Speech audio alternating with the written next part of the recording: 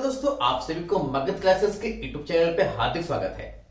आप लोग पढ़ रहे हैं अधिगम से संबंधित सिद्धांत और एक खासकर आपकी सीटेट, DSSB, KVS और इनविस प्रतियोगी परीक्षाओं में यहां से प्रश्न पूछे जाते हैं। तो आइए अधिगम के आज सिद्धांत में आप लोग पढ़ेंगे पुनर्बलन का सिद्धांत। पुनर्बलन को आप लोग कहते हैं रीइंफोर्समेंट। एक बात मैं आपको बता दूं कि पुनर्बलन शब्द का प्रयोग सबसे पहले किसने किया था? स्किनर। यदि आपका परीक्षा में प्रश्न आए कि पुनर्बलन शब्द का प्रयोग सबसे पहले किसने किया, तो स्किनर। और पुनर्बलन का सिद्धांत किसने दिया, तो आप जवाब देंगे क्लार्क हल। तो आइए आज क्लार्क हल द्वारा दिए गए पुनर्बलन के सिद्धांत को हम लोग अध्ययन करेंगे। यहां पे आप लोग जानेंगे पुनर्बलन का सिद्धांत, रीइंफोर्समेंट थ्योरी। अब इसके बाद जानेंगे कि पुनर्बलन को आप लोग प्रबलन भी कहते हैं या सबलीकरण भी कहते हैं, और इसका इंग्लिश रूपांतरण रीइंफोर्समेंट थ्योरी ही होता है। यानी पुनर्बलन को प्रबलन या सबलीकरण के नामों से जाना जाता है।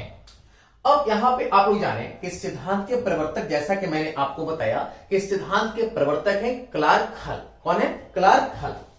इसके बाद इन्होंने अपना प्रयोग किस पे किया, तो सफेद चूहे पे किया। यानी क्लार्क हल ने अपना प्रयोग किस पे किया? सफेद चूहों पे किया। अब हम लोग जानेंगे क्लार्क हल की थोड़ी सी व्यक्तिगत जानकारी हम लोग प्राप्त करेंगे। तो यहां पे आप लोग देखेंगे कि आपके क्लार्क हल हैं। यदि हम इनके पूरे नाम की बात करें तो इनका पूरा नाम था क्लार्क लियोनार्ड हल। यानी क्लार्क हल का पूरा नाम क्या हो गया? क्लार्क लियोनार्ड हल। इसके बाद यदि हम इनके जन्म की बात करें तो इनका जन्म जो है आपको 24 मई 1884 ईस्वी को हुआ था, और ये रहने वाले थे आपके यूनाइटेड स्टेट यानी अमेरिकी मनोवैज्ञानिक थे। और इन्होंने अपने कौन से क्षेत्र में अपना पढ़ाई जारी किया था, तो ये जो आपका क्षेत्र है साइकोलॉजी यानी मनोविज्ञान। इसके बाद हम लोग बात करें इनकी मृत्यु कब हुई थी, तो इनकी मृत्यु 10 मई 1952 ईस्वी को हो गया था। अब आप लोग जाने कि इस सिद्धांत को देने का क्लार्क हल का महत्वपूर्ण योगदान क्या था। तो आखिर इस सिद्धांत देने से पहले क्लार्क हल ने अपनी कौन सी पुस्तक लिखी और कौन सी पुस्तक से उन्होंने अपने सिद्धांत को विकसित किया। तो यहां पे आप लोग देखेंगे कि इस सिद्धांत का प्रतिपादन क्लार्क हल 1943 ईस्वी में अपनी पुस्तक प्रिंसिपल ऑफ बिहेवियर के अंतर्गत किया।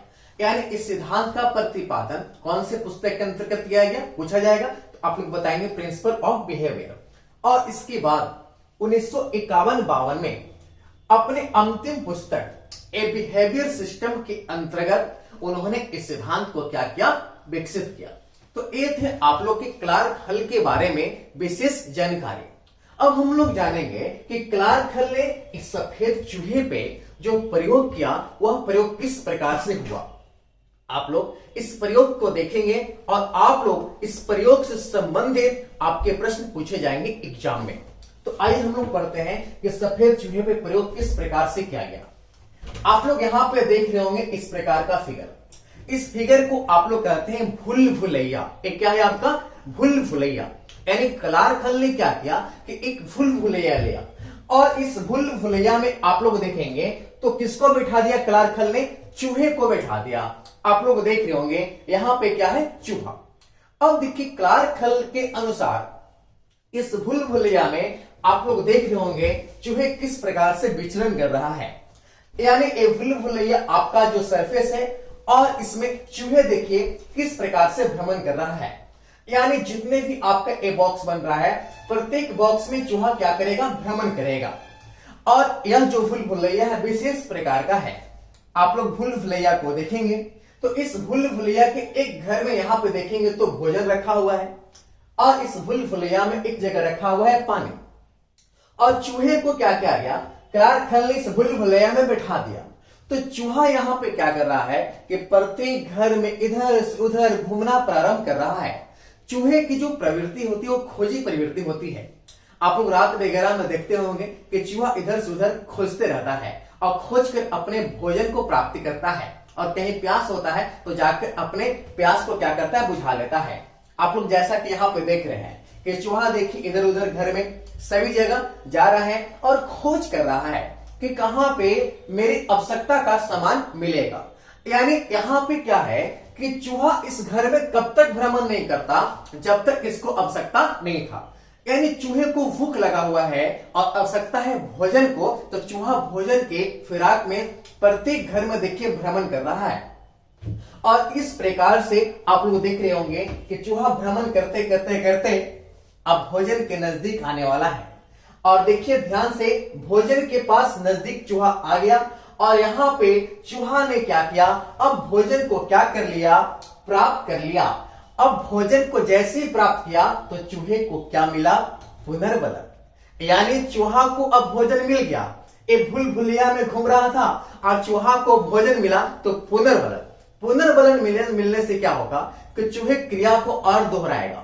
जैसे हमारा कहने का मतलब है कि बालक को यदि आप पढ़ा रहे हैं तो बालक को पुनर्बलन के रूप में शाबाशी या 2 चॉकलेट या प्रशंसा कर देंगे तो बालक और पढ़ेगा, अनुक्रिया और करेगा। अब यहाँ पे चूहे को जब भोजन मिल गया तो चूहा कहाँ रुकने वाला था, चूहा इसके बाद और आगे बढ़ा और प्रत्येक घर में देखा कि लगता है क्या होगा, कहूं कुछ रखा है। यानी चूहे को भोजन करने के बाद प्यास लग गया। अब देखिए यहाँ पे चूहा जाकर पानी पीने लगा और पानी पीने लगा तो इससे क्या मिल गया, पुनर्बलन। यानी भोजन मिला, उसके बाद क्या मिला, पानी मिला। अब उसके बाद चूहा पूरा भ्रमण करके यहां से बाहर की ओर क्या कर जाएगा, निकल जाएगा। तो क्लार्क हॉल ने अपने इस प्रयोग से मुख्य शब्द क्या निकाला, आवश्यकता। यानी क्लार्क हॉल ने इस भूल भुलैया में चूहा को बैठाकर मुख्य शब्द निकाला, आवश्यकता। यानी क्लार्क हॉल ने बोला कि आवश्यकता का पूर्ति करना इस सिद्धांत का मुख्य उद्देश्य है। यानी आवश्यकता के पूर्ति के लिए किसी भी बालक के द्वारा या किसी भी व्यक्ति के द्वारा उठाया गया प्रत्येक कदम उसे पुनर्बलन देता है, जैसा कि चूहा को दिया। अब हम लोग जानते हैं इस प्रयोग से निकले कुछ तथ्य हम लोग जानते हैं। यहाँ पे आप लोग देखेंगे क्लार्क हॉल ने अपना प्रयोग सफेद चूहे पर किया।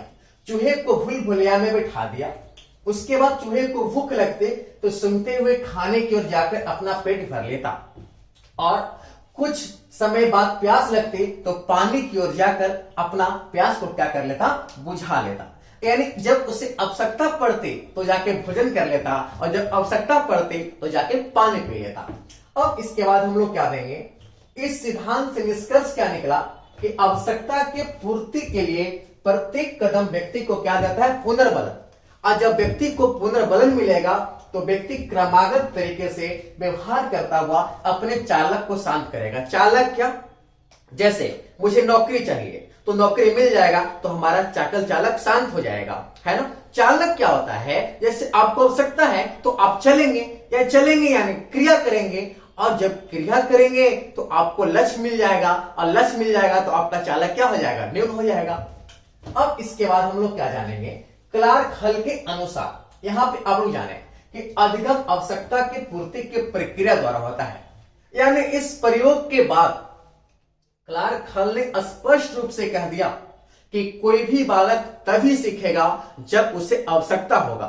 आवश्यकता को आप अभिप्रेरणा भी कर सकते हैं।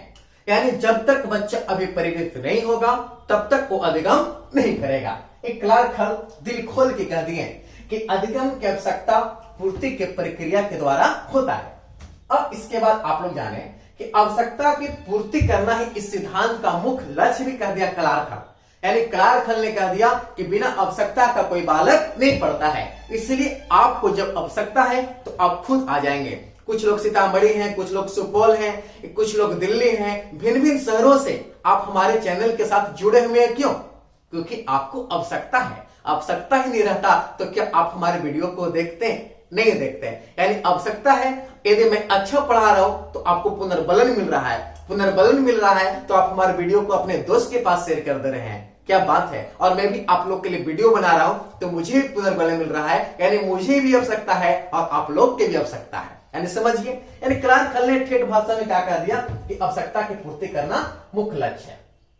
अब जानेंगे यहाँ पे, अब आवश्यकता मनुष्य की पूर्ति करता है तो यहाँ पे क्लार्क हॉल ने अपने सिद्धांत से मुख्य संप्रत्यय निकाले। इन संप्रत्यय को हम लोग जानेंगे। पहला संप्रत्यय क्या है कि आवश्यकता। अब जब आपको आवश्यकता होगा तो आप लोग क्या करेंगे, आवश्यकता के पूर्ति करने के लिए सबसे पहले आप चलेंगे। चालक मतलब क्या होता है, चलना। यानी चलेंगे। अब चलने के बाद आप लोग क्या करेंगे, क्रिया करेंगे यानी अनुक्रिया करेंगे।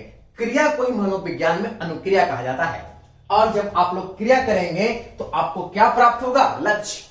क्रिया करेंगे तो आपको क्या प्राप्त होगा, लक्ष्य। और जब आपको लक्ष्य की प्राप्ति होगा तो आपका चालक क्या हो जाएगा, शांत। तो आपके सीटेट की एग्जामिनेशन में प्रश्न पूछे जाते हैं कि क्लार्क हल के पुनर्बलन के सिद्धांत से निर्मित कौन सा कथन या शब्द शामिल नहीं है। तो आप इस प्रकार से याद रखेंगे, आवश्यकता आपको है तो आप क्या करेंगे, क्रिया करेंगे।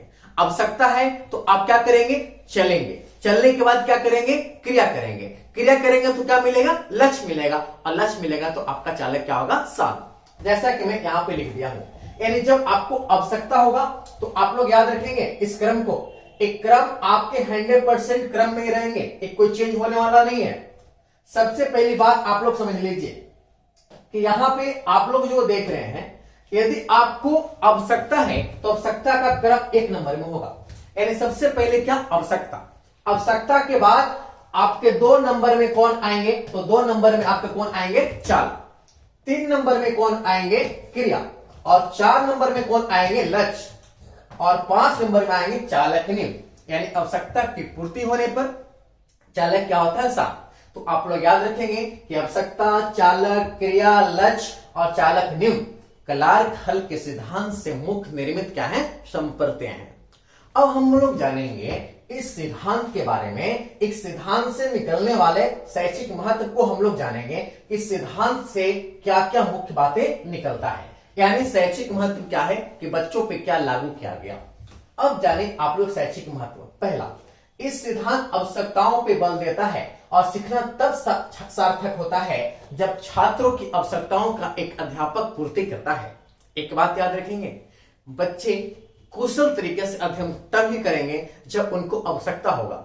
और एक शिक्षक की बात तभी मानेंगे जब बच्चे की आवश्यकता की पूर्ति एक अध्यापक के द्वारा किया जाएगा। यानी इस सिद्धांत से आपका मुख्य जो आपको जो बातें निकला, उस बातें कहां पे लागू हो रहा है, बालक पे। अब जानेंगे इस सिद्धांत के दूसरा, छात्रों की आवश्यकताओं को ध्यान में रखकर पाठ्यक्रम को भी बनाया जाता है। और उसी पाठ्यक्रम से शिक्षक भी बालक की आवश्यकता को समझते हुए क्या करते हैं, अपने पाठ्यक्रम को समझकर बच्चों की मनोवैज्ञानिक क्षमता के अनुसार, यानी बच्चों की क्षमता के अनुसार बच्चों को क्या करते हैं, पढ़ाते हैं। अब इसके बाद जानेंगे पुनर्बलन पर विशेष ध्यान। पुनर्बलन का सिद्धांत ही है तो पुनर्बलन पर ध्यान दिया जाएगा। अब इसके बाद बालकों को सीखने की अभिप्रेरणा। बिल्कुल, जब आप पुनर्बलन देंगे तो वही पुनर्बलन बालक की अभिप्रेरणा का काम करेगा।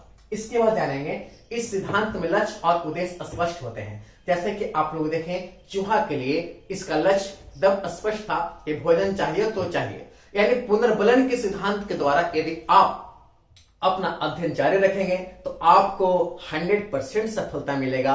जिस प्रकार से चूहे ने भोजन और पानी में लिया तो उससे पुनर्बलन मिला। और ये हमारा वीडियो आप सभी विद्यार्थियों के लिए पुनर्बलन का कार्य करेगा 100%। यदि लगातार मगध क्लासेस के संग जुड़े रहेंगे तो आपको भी सफलता 100% मिलेगा।